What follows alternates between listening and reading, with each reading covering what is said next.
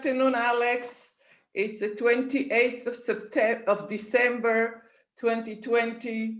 We're in Perugia, and this is the end of my beautiful sabbatical in your university.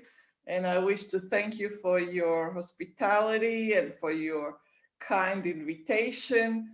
And I am beginning now an interview that I would like to do with you, and it will last about an hour.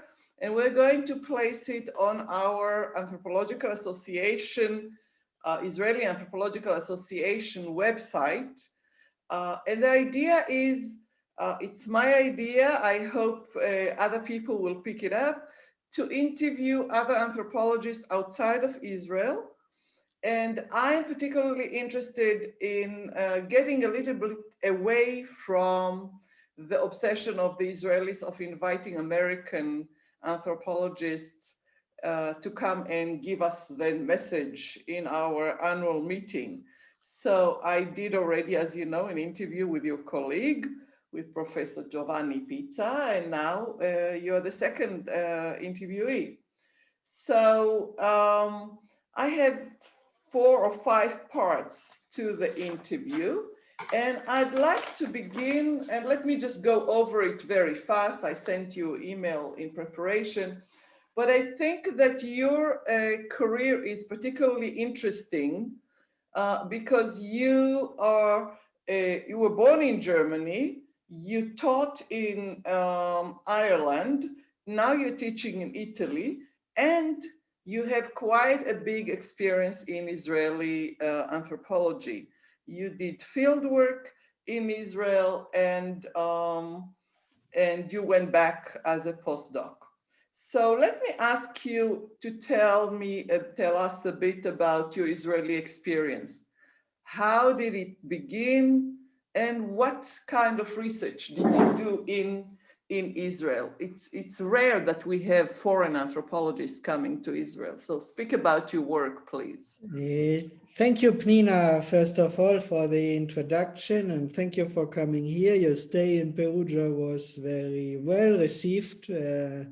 We had a series of seminars which made us engage with your work and your ideas, and I think it was very interesting for us.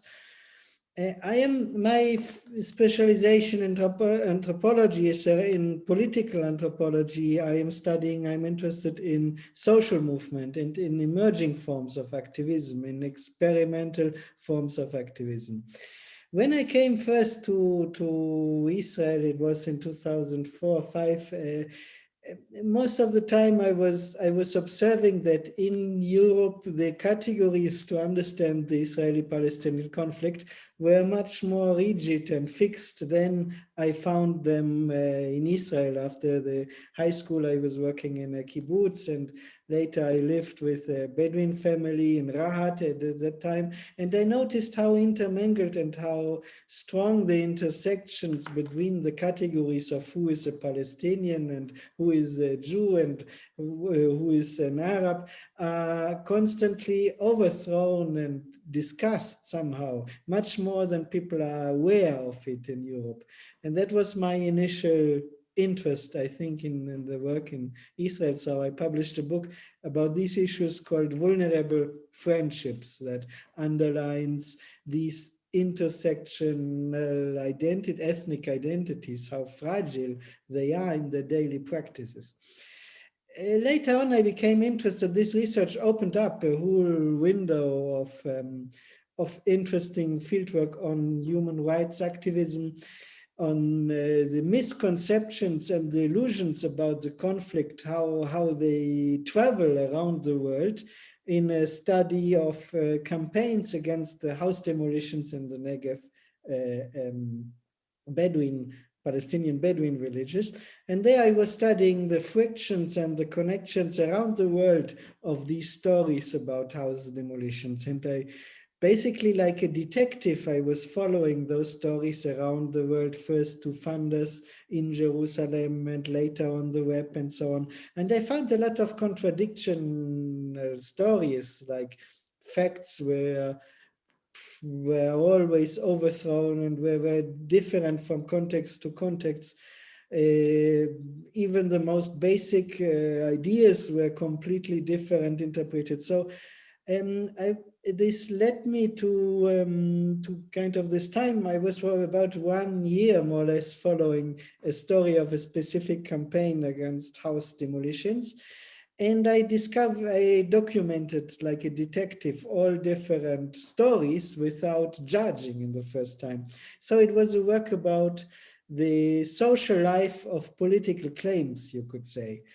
Basically to uncover that those things that we believe in, the facts and the reality of a conflict, are not so easy to understand without the conflict, without the context in which they came. Specifically, the village where I did, around which I did the fieldwork, nobody actually lived there over a long time. It was not El Aragib, which became later more famous, but it was just a kind of, you could say, on the one side, a ghost village where nobody lived and where people all the time reconstructed the buildings and then they were redemolished. It was also an area of natural conservation. And it was a place where the Islamic movements had interested in establishing a stronghold. And it was a place where human rights activists from around the world made up their activism. So it became a hotspot of activism, but each one made up its own stories. And I documented these stories in a book called Israeli-Palestinian Activism. Among these, there were a lot of misunderstandings and misconceptions about the conflict. So it's basically a book for people who don't know already, who don't think they know about the conflict. Yes. May I ask you? Let me just clarify. The first book that you're talking about, The Vulnerable Friendship, is a result of your master's thesis, right? And you wrote Yes. it. When was it published? 2005, I think. And that was in Italian or in English? Yes, that was in Italian, yes. Perfect. And okay. It was drawing on a lot of reflexive work on my role, basically, in a family who had a lot of contacts, both to mainstream Israeli society and to Palestinian Bedouin society. So you lived. And my role as a young German somehow were very often very weird. So you wrote some very reflexive book about your experiences as a young student, still doing your master, as you lived in this one Bedouin family in Rahat or in another place? Was that yes, in Rahat. At that time, Rahat was still pretty isolated, and the streets, the access roads were very bad, and it was different from now. What year was it again that you were there? It was much more isolated somehow, because the access roads were very bad. They didn't have asphalt, and now it's different. Now it's a real. But at this time, it was still a mixed kind of mixed thing between a village and Bedouin tents. There were tents and houses, and it was not clear what it is. But the family who hosted me were very strong activists in several coexistence organizations in the Negev, and that opened up basically my interest in those emerging forms of activisms, which are not so clear positioned on the one side. Okay, let me go on after. I mean, it's really interesting, and I'd like to hear maybe towards later in the interview about your initial experience and the reflexivity. It's basically a complete reflexive report about how you try to negotiate your position in that village. But let me go, because you already went on to your major fieldwork about the house demolition.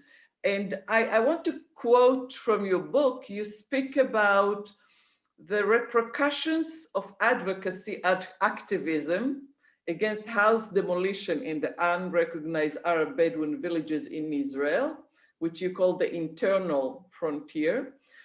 And what you make it very clear and that's something that you began to speak about, and I'd like you to elaborate a bit more, is that you're looking both at those who were projected in the discourse as victims, as well as the fundraisers, as well as the activists. So you're giving us a whole a view about all these players in this social drama, if we use Victor Turner, of this recurrent practice of house demolition in the Negev at the time. And one of your arguments is that these interventions by all these players, right? Not only the bad and the good, not only the government and the victim Bedouins, but this whole theater, you said it's in some way, it's a double-edged sword. Why is that? Can you elaborate a bit about that? What do you mean by, what's a double-edged sword in this situation? Well, I started at the question, when does activism really empower the local setting as it promises to do? When do words and practices empower? And when instead do they not empower? When do they fail? Like very often we hear about failed movements, or a movement didn't reach its goal. So the question is, why does it happen? Just because people get tired, or what's the problem? And I think ethnographic fieldwork, if you move beyond the community study, beyond the closed idea of studying activism as it would be a village or a closed community, if you follow connections, we can find answers to these questions. And for me, it was useful to think about basically about two mainstream forms of activism. Like one, the classical human rights activism, who bases his idea on a more or less essentialist notion of who are Bedouins. And then there are also more experimental forms of activism which move beyond the zero-sum game, the notion of what we take, you get, or what we take, and so on, about like that it's always a zero-sum, and who are very often combine issues of environmental activism and go really a kind of beyond the essentialist identities of who is a Bedouin and who is. So what's the danger here? Why is it a double-edged sword? I mean, it sounds very good. It sounds like, hey, I'm a good activist. I mean, myself, I participated in some of those activities, not many like some of my colleagues, but I did go on attempts, well-wishing attempts to help the Bedouin community here or there. What could go wrong with this good intention? Why is it double-edged sword? What I think I noticed during these years was that those streams of activism who are based on the stereotypes and more on essentialist views of identity very often repeated or kind of didn't fall out of the contradictions. Very often were repeating romantic images of what is a Bedouin, were repeating the notion of a Bedouin community when in fact there wasn't a community. So like, for example, just to mention one of the contradictory effects is that, as you know, Bedouin society in itself is like divided. Now they are hierarchical relations, and only some, like the elite or the aristocratic elite, are landowners. Right. So if now human rights activists defend the land claims, they are, of course, talking in the name of progressive ideals, of the Enlightenment ideals of progressive one, but they also defending the interest of the aristocratic elite of landowners, overlooking the internal strategies. What about women? What about peasant Bedouins who joined now? And what about those people who don't have a land? Do we really want to defend? So if we don't distinguish, if we don't move beyond the essential ideas of community, landowners, community, and so on, we tend to reproduce contradictions, which in the end are kind of joking about the ideals of what should be a progressive activism. So another stream of activism who doesn't deal so much with empowering minorities and so on is much less visible, but very often has less contradictions. So the classical human rights activism who deals with the stereotypes and romantic images of a community is, of course, much easier visible. It's much easier to get access to mainstream media around the world and so on, because it deals with those stereotypes. And people want to hear about this, the Bedouin with the camel and the nature-loving, nature-protecting ideas and so on. And so it's very easy to get access to media and so on. But at the same time, it produces all those contradictions. So I remember what are you arguing in this study, in the bottom line of your study? You're kind of problematizing activism. Yes, it's a way to don't take for granted political claims. Mm-hmm. It's a study that invites us to question when we hear, like even after the study, when I came home and I read about indigenous populations here and there, I'm very political by myself. I believe in social justice, and I think my work only has sense if I have some ethical convictions why I work. So I am not one of those guys who say, well, science for me doesn't need to be political and so on. No? But when I read about, I don't know, indigenous communities here and there suffering and so on, always light comes up to my mind. So who is it exactly? Who speaks in the name of whom? Who has an interest that this kind of community sits there? And what are the opaque sides that are overshadowed, the internal hierarchies? And so it's an invitation to kind of deconstruct political claims. And I think that's a big and important work still to do in many other cases around. It is indeed. But you kind of began from this project, and then you started focusing on the whole notion of social activism.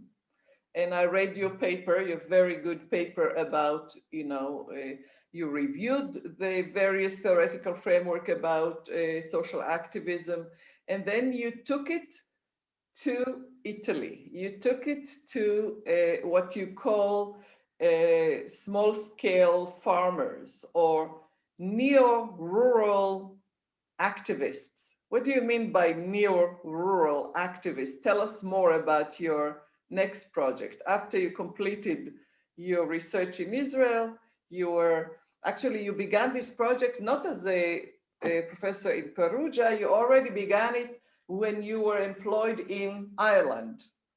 Yes. So tell us a bit about the framing of this. How did this project begin? And then how did it take your insights from your Israeli project about activism and how you continued it? You funneled it to this European project of neo-rural activists. Let me say you something personal. Maybe what is the most fascinating part of activism for me was always people doing something on the margins of legality, like grassroots activism, of people who just don't care about the system or what the society tells them, but people who take their own destiny in their own hands, try at least, and then do something like claiming lands which are officially not theirs, just building buildings because you think. And in Italy, when I was in Queen's University, Belfast, and I was a little bit skeptical about the neoliberal turn that university took there, I stumbled into some of my old friends from when I was studying anthropology in Italy, and they were parts of groups that one group was called Genuinely Clandestine, and they were small-scale farmers, and they said, we produce our food clandestine because we produce good food, we produce organic food, we produce really high quality food, but we cannot do this within the official legal frame of the European Union laws of quality, of food quality, and so on, because they have so many rules and regulations, so we just do it. So that was basically very similar to an informal Bedouin village, no, of people who just live somewhere, not caring too much about the contracts, and do something with their own ideas. And I found this very intriguing. I didn't know why in the beginning. But then thinking about the role that, for example, transparency, I think transparency was a key concept here, had in the neoliberal academia and in so many realms of life. I spoke even to people working in hospitals, and they told me, well, we're filling out Excel sheets all day long. It takes us much longer bureaucracy to document what we're doing than actually to care about the patients in the hospital. The same in universities. Now you count what you write, and you kind of document, and you are kind of pressed under this. And that the same happens in the area of farming. At the beginning, I was very much surprised, but many of these small-scale farmers said, we are pressured by the government regulation into a kind of way of producing food, which is very industrial, which is very commercial, and we don't want to do this. Like, for example, I had some friends who cannot just sell a goat in their next village. They would need to hire a special transport to transport the goat from the mountain to the village, and this would cost them much more money than they would actually earn. So, and they cannot exchange with their neighbors the, how do you say, the cow shit, because they need to call it special transport to transport the dung. And all those kind of regulations which are made in the name of transparency and security, like we have in academia now, in the name of transparency, they ask us to write this and that. And it's not that I am against high quality writing. I think it's good to do it, but the motivation should come from ourselves, should become from. So I became interested in those farmers who just were producing a good cheese, not for commercial reasons, but because they believe so strong in their projects that they would counter even legal repression and fines. And I was intrigued by a movement, that there is a national movement who did this. I think this is like, if you think... Excuse me, Alex, from what I read, it's not just a typical farmer. That's the whole idea of the neo-rural. These are people, what I understood, correct me if I didn't grasp it, and I went with you to a couple of field trips, so I kind of got the sense of these people. They are not your children of farmers or whatever. They're really educated people who made a choice to live urban life and to go and produce their own food and to create kind of an alternative life for themselves. So they really are a different kind of food growers. And they were unable to carry out and to realize their dreams because of all these regulations in the name of transparency, that the state says we have to control the quality of food. So we have to make sure that that goat that you're talking about could not be just put on the back of your truck and brought to the village. It has to have a particular truck, and you have to have forms illustrating that. So what you're talking about is really a group of conscientious food producers that are established in the rural areas, and that they're coming to, they're not crushed, but they're coming to conflict with the neoliberal state, right? Yes. It's not only highly educated people, it's also carpenters or truck drivers. It's a mixture of people, I would say. They chose to go to the rural. But they are politically conscious, yes. We have in Italy, there is a long tradition of work on the autonomy of small farmers. Like maybe they would sell cheese illegally, which is not made in a professional laboratory.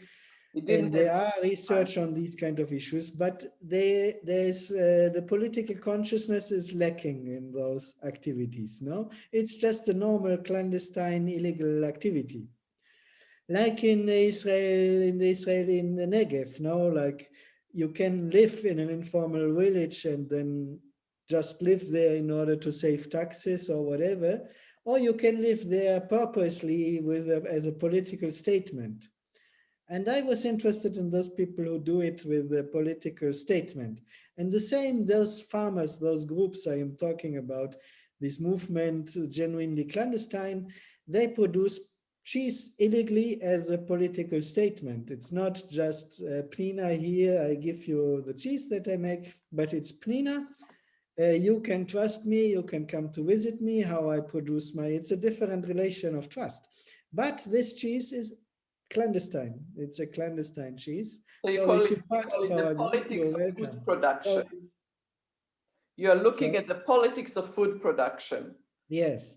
It's not just producing food, it's really a whole set of relationships that are creating around this. Yeah.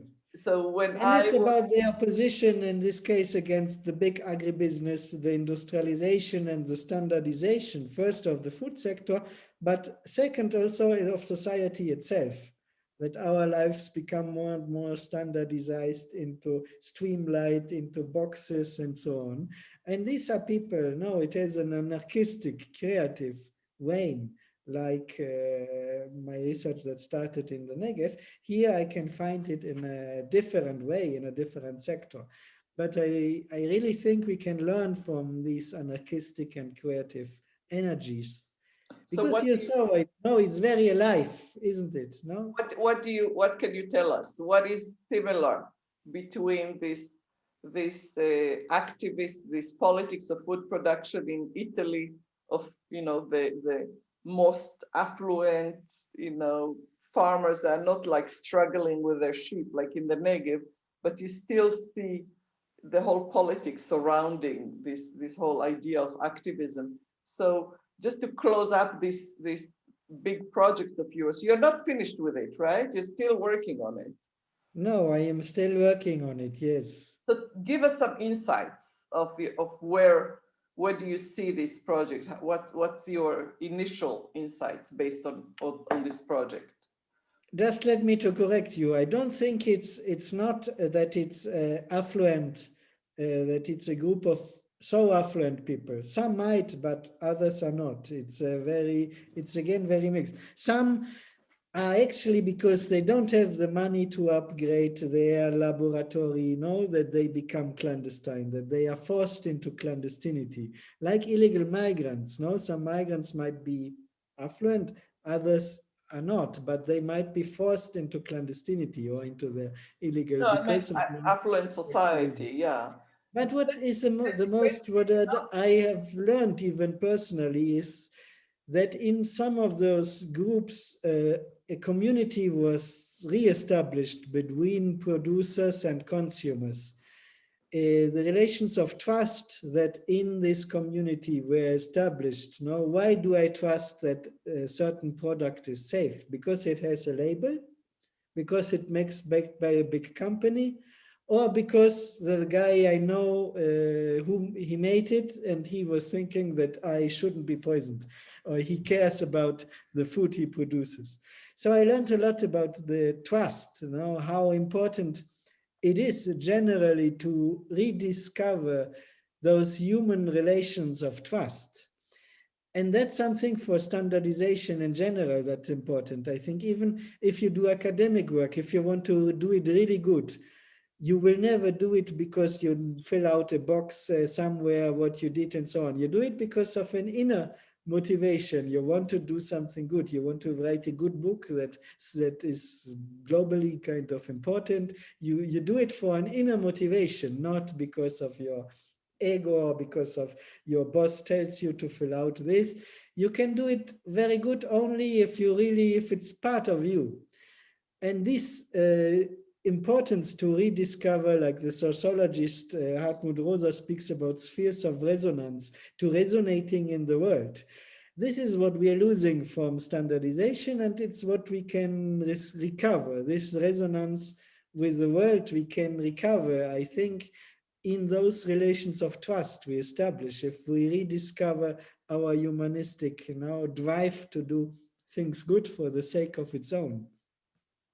Beautiful. So when are you finishing? You got a 5-year grant for this project, right? The project from University of Belfast, first it's already finished, but now, which was about the right to certify, about the reappropriation of the right to certify the quality of food, which is usually done by the government. So it's again similar to the reappropriation of the right to build a home, let's say, somewhere in the Negev. And that's finished. And now I moved on with a project funded by the National Fund for Research in Italy, which is a 3-year project where we hired a researcher also to continue to work, to look more into detail on how those alternative economies function in practice. So it's a next step. Good. Now, yeah, I'm looking at the time. I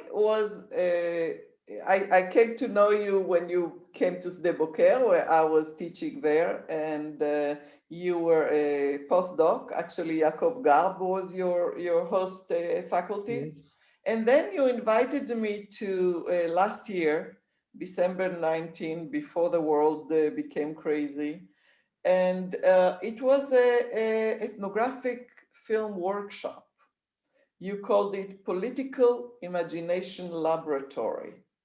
Why this title? Tell me a bit about the laboratory, the political imagination. What are you doing there? Well, we wanted to move a little bit beyond the classical conference format, where people just read the papers and then you have a coffee and then you go home.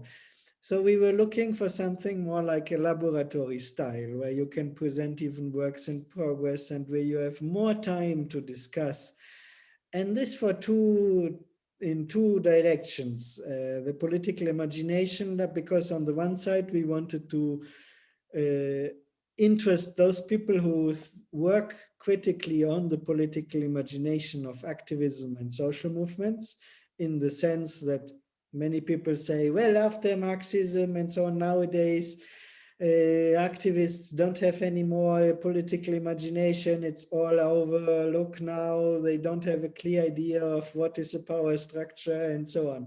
And we noticed there are many good people doing research out there working on the changing political imagination of contemporary social movements, which are not maybe so easily fit in the classical categories of political imagination or Marxism, left, right, progressivism, and so on. So we wanted to tackle those issues.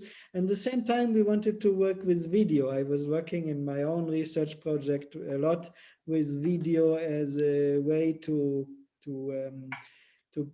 kind of work with the protagonists of our fieldwork to produce a documentary about their work and to screen it with them together. And you did. You brought your film to the people to have them discuss it. Yeah, it's very interesting. Yes, we discussed with the protagonists, with the activists together. We were screening our documentary then in different parts of Italy. And we knew about other filmmakers who had similar interests.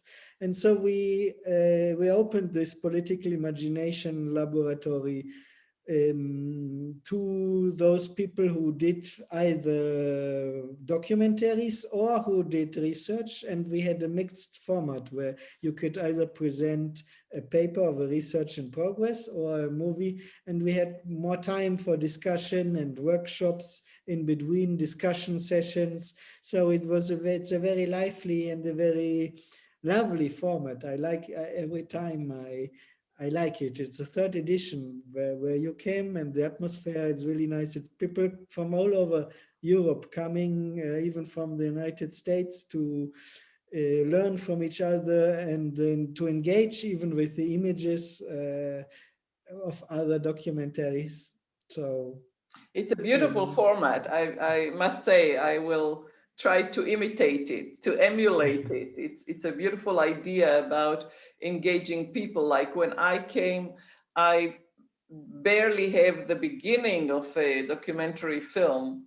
I brought 4 little segments from my work in India, and the reaction from the workshop participant was so beautiful, because some of them were professional filmmakers and I could seek advice from them. And the discussant was an anthropologist who really connected and made me understand what I'm trying to do in this film. So it's really a workshop. It's really a laboratory.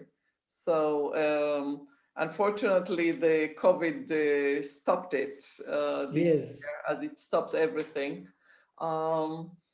Okay, I want to go back to the series of lectures that I gave here and that you were so engaged with. And I found it fascinating that I gave set of 4 lectures, and then your colleague and yourself collected a group of PhD students. And in the first sessions, they took this notion of reflexivity and my analysis of reflexivity, which actually I was never able to properly present to Israeli settings. You enabled me to show the complexity of reflexivity, not only of, who am I and what did I do in the field, but as an analytical and as a powerful epistemological tool. So then you made the PhD student, 3 of them, present their work and use the notion and kind of question the notion to what extent they could be reflexive. That is, if you want to add about this session and about this whole concept, I would be happy. But I also want to go back to your own work. The master's, which I found extremely interesting, which I was not able to read. My Italian is still in progress. And what do you think about this notion of reflexivity in your work? To what extent is it important? I think in ethnography, it's impossible not to be reflexive in one on the other way. On the other side, your lectures kind of showed me that even philosophically, if you don't want to fall back into some kind of positivism, how, if you are aware of the limits of perceiving reality, how fragile is our perception of reality. And that comes back to the research on the misconceptions of the Israeli-Palestinian conflict and the illusions. Only if you are aware of this fragility of reality, the fragility of facts, the fragility of what can I perceive, that it's only portions of the reality, only then probably I can overcome, or I can do something that is academically worth in anthropology and ethnography. So I think reflexivity is fundamental. For me, it was fundamental also for the style of working. I like to write diaries. So I wrote actually 3 different kinds of diaries, one more with personal notes, one more with external observations, and one more with conceptual ideas. But this whole process kind of was essential in opening up theoretical innovation to think about critically, for example, of the social life of political claims and so on. Otherwise, it wouldn't have worked. So it's a critical hermeneutical stance for me also, to position yourself somehow, which is for ethnography, it works so beautiful, in your series of lectures, it came out very clearly, no, the difference between a more evocative approach and one more analytical, where the evocative reflexivity is just more a decoration, no, which kind of adds emotional flavor and so on, but it's more it's usually in the introduction to the book, and I call it the syndrome of, in the Israeli setting, my Iraqi grandmother. When I say that I have some connection, and then I go to the facts. So it's kind of disconnected from the notion of the reality that we are trying to depict and explain. Yeah. And that's probably why there's a lot of criticism or skepticism about reflexivity, because you think this is just something to celebrate yourself somehow. So for me, it wasn't about this. For example, I never reflected on the role of being German. Even in Palestinian society, very often it happened that the references to Nazism and so on were made. No, on the other side, on the Israeli side, again, it's no, you meet somehow, no, even survivors of Holocaust. But that in this research wasn't like a big issue for me. Also, it would be interesting now to reflect on this. But reflexivity was more something about the perception of facts and the perception of reality, and look behind the scenes of what seems true, no, of what seems self-evident, no, to look behind those things. May I give you a little example? You could kind of follow with your examples. That when I participated in this activism in the Bedouin communities, it always seems to me so plastic. I mean, I came with my car because I live in the Negev, and then there would be a bus of activists, well-wishing activists from Tel Aviv, and then they would come, they would get down to a special tent, the Sig, that was created for the guests from Tel Aviv. And then they would sit on the little cushions and feel very oriental, very, you know, this is Bedouin hospitality. And then there'll be this man coming with coffee and giving them to drink. And then there'd be the speakers who would speak in Hebrew or maybe in English. I remember when I was there one time, there was even a Korean film crew that was recording this. And then this little ceremony, this little ritual with the Israelis coming down from the bus, the hosts who were actually not even from the village because they were, you know, speaking proper English and proper Hebrew, coming to the tent, giving coffee, asking questions, then getting on the bus and leaving was so obvious, because I stayed after they left because I had my own car. And my son, Yoni, was 16 or 17, and he was trying to do a project for high school about he's an architect now, about the way Bedouin houses were constructed.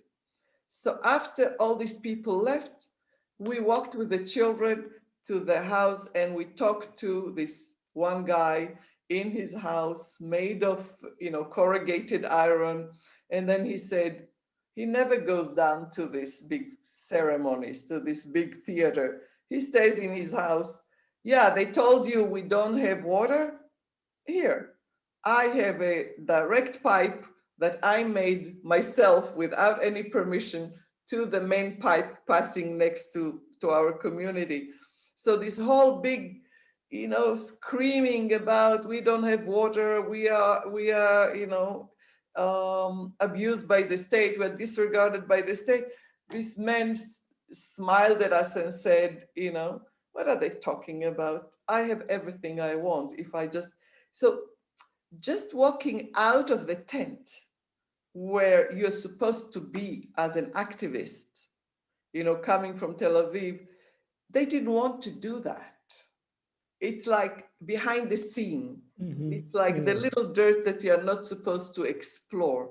You're supposed to play your little game. I'm the activist. I know who is right. I'm with you people.